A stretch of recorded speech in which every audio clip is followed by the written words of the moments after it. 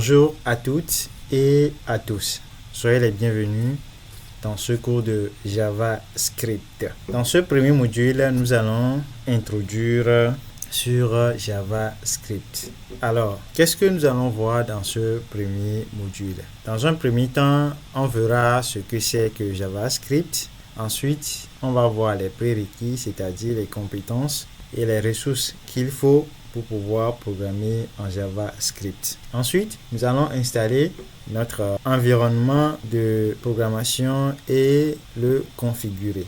Alors, c'est quoi JavaScript? JavaScript, c'est un langage de programmation qui est principalement utilisé dans le développement web. Il permet d'ajouter des fonctionnalités interactives et dynamiques aux pages web. Donc, nous allons voir souvent que lorsque nous visitons les pages web, il y a certaines images qui peuvent défiler par eux-mêmes ou lorsque on fait promener notre pointeur sur certains boutons, il y a sa couleur ou leur couleur plutôt qui change. Alors, c'est JavaScript qui est en train de travailler en fond. Quelles sont les principales utilisations de JavaScript? JavaScript peut être utilisé pour gérer des événements utilisateurs. Alors, comme les clics ou les mouvements de souris. L'interaction avec des éléments de la page. La gestion de la communication entre le navigateur et le serveur, par exemple, via Ajax. La création d'applications web modernes et des jeux interactifs. Donc, nous voyons en quelques points les utilisations principales de JavaScript. Alors, quels sont les prérequis? Avant d'utiliser JavaScript, il faut avoir des connaissances en HTML et CSS pour pouvoir manipuler le DOM. Alors, il faut avoir un ordinateur avec un éditeur de code. Et moi, je recommande ici VS Code. Il faut avoir un navigateur moderne, Chrome, Firefox ou Edge ou autre que vous connaissez. Il faut avoir une connaissance sur l'utilisation de l'invite de commande, le terminal CMD PowerShell ou Git Bash pour pouvoir exécuter Node.js. Il faut avoir une connexion Internet pour accéder aux documentations et aux ressources qui sont en ligne. Alors, nous allons poursuivre avec l'installation et la configuration de notre environnement de travail. Dans une première étape, nous allons installer l'éditeur de code VS Code. Et vous allez voir ici qu'il y a le lien qui nous permet d'aller télécharger ce logiciel ou cet éditeur que nous allons utiliser dans notre tutoriel. Alors, on va aller installer. Moi, je l'ai déjà téléchargé. Et pour le télécharger, vous aurez le lien en description.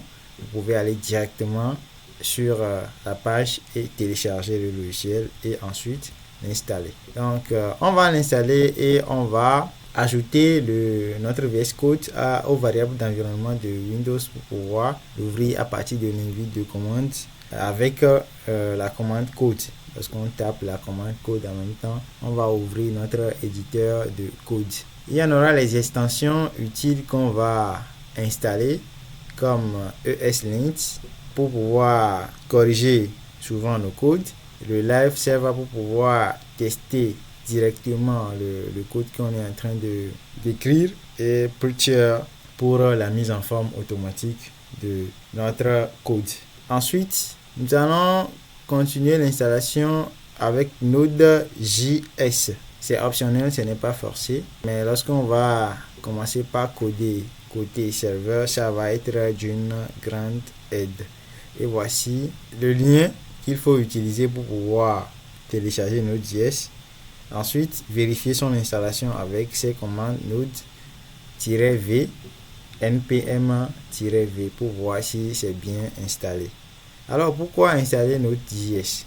Donc, Node.js devient un peu crucial dans le développement JavaScript car il permet d'exécuter du JavaScript côté serveur. Au début, JavaScript était utilisé principalement dans les navigateurs web pour pouvoir interagir avec les utilisateurs. Mais Node.js étend ses capacités en permettant aux développeurs de l'utiliser pour créer des applications serveurs, ce qui ouvre la porte à des applications web complètes c'est-à-dire côté front-end et back-end. Ainsi, on pourrait utiliser JavaScript pour pouvoir accéder, par exemple, aux bases de données et gérer les requêtes HTTP et effectuer aussi des calculs. Alors, sans plus tarder, nous allons installer nos applications. Je vais commencer par Node.js. C'est à votre choix quand même, hein. Donc, je vais l'exécuter. Ensuite, je fais Next. J'accepte. Et puis, je fais Next. Et puis, Next. Next encore. Et j'installe. On peut lancer immédiatement. Oui, c'est déjà installé. On peut lancer maintenant VS Code. Je comprends, j'accepte. Ainsi, je fais suivant. Et puis je fais suivant. Encore, je vais créer l'icône sur le bureau. Je coche la case là et je fais suivant. Installer. Et pendant quelques moments, l'installation va s'effectuer et on pourrait démarrer notre éditeur de code. Donc, eh bien, c'est déjà installé. Alors, voici notre interface. Voici l'interface de notre logiciel. Et alors, je peux fermer. Je vais aller directement sur le bureau. Je vais double-cliquer sur l'icône ici et je démarre notre application. Mais bien avant, on avait parlé d'une variable d'environnement. Donc, il va nous permettre d'exécuter l'application directement à travers l'invite de commande. Donc, qu'est-ce que nous allons faire? Ici, je vais faire un clic droit sur l'icône du logiciel et je vais aller sur ouvrir l'emplacement. Ouvrir l'emplacement. Et puis, je vois l'emplacement ici. Donc, je vais dans Bin et ensuite, je vais aller cliquer à ce niveau-là pour pouvoir récupérer le chemin que je vais ajouter aux variables d'environnement. Donc, je récupère en faisant CTRL-C. Ensuite, qu'est-ce que je fais? Je vais dans la zone de recherche ici et je tape variable. Bon, lorsque je tape déjà variable, il y a modifié les variables d'environnement qui apparaissent. Donc, je vais cliquer. Il y a une fenêtre qui s'ouvre. Je vais aller sur ce bouton variable d'environnement et ensuite je viens au niveau de la section variable système et je vais prendre path, le chemin path. Ensuite, je peux double-cliquer, je double-clique, je vais aller sur nouveau pour pouvoir ajouter mon nouveau chemin en faisant CTRL V là. Et puis je fais OK, je fais OK. Et puis je fais OK. Notre variable d'environnement vient d'être ajoutée. Alors, nous allons tester cela. Nous allons démarrer maintenant CMD pour avoir l'invite de commande. En même temps, avec les trois, je vais l'exécuter en tant qu'administrateur. Et puis, je vais taper maintenant code. Code. Et je fais entrer directement mon logiciel. C'est démarré. Et puis, nous voyons l'interface. Alors, qu'est-ce que nous allons faire encore? Nous allons profiter pour pouvoir installer les extensions en même temps. Pour pouvoir installer les extensions, on va venir à ce niveau où on peut faire CTRL-SHIFT-X.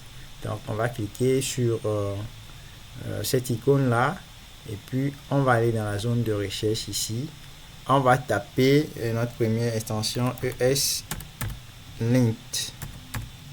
Donc, ça va apparaître.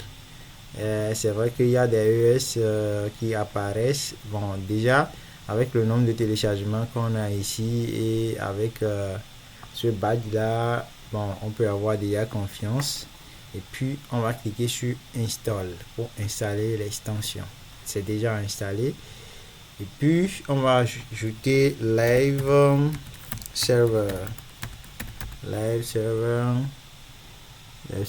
qu'est-ce que j'écris? Live, on va ajouter Live Server. Dans Live Server, avec le nombre de téléchargements ici déjà, on peut avoir confiance et l'installer. Alors, je l'installe, c'est en cours d'installation.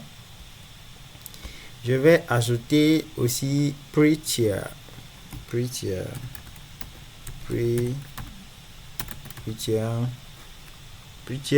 avec ce badge et le nombre de téléchargements ici aussi. Je peux cliquer sur Install pour pouvoir l'installer. Ainsi, on vient d'installer nos 3 extensions.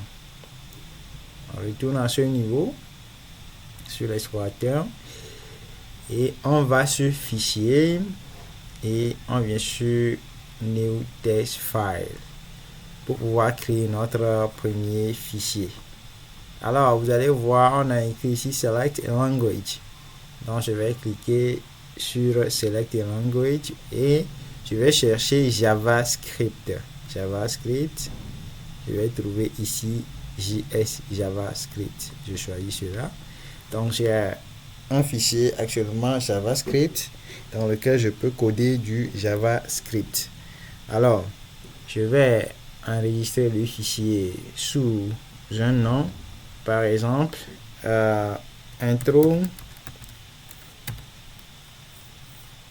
-js, puis je vais l'enregistrer dans le dossier JS et vous voyez que le nom a changé ici. Maintenant, on peut commencer par coder. Donc, dans le prochain épisode, nous allons apprendre les bases de la programmation JavaScript. Merci d'avoir suivi ce tutoriel. Merci d'aimer et de partager. À la prochaine.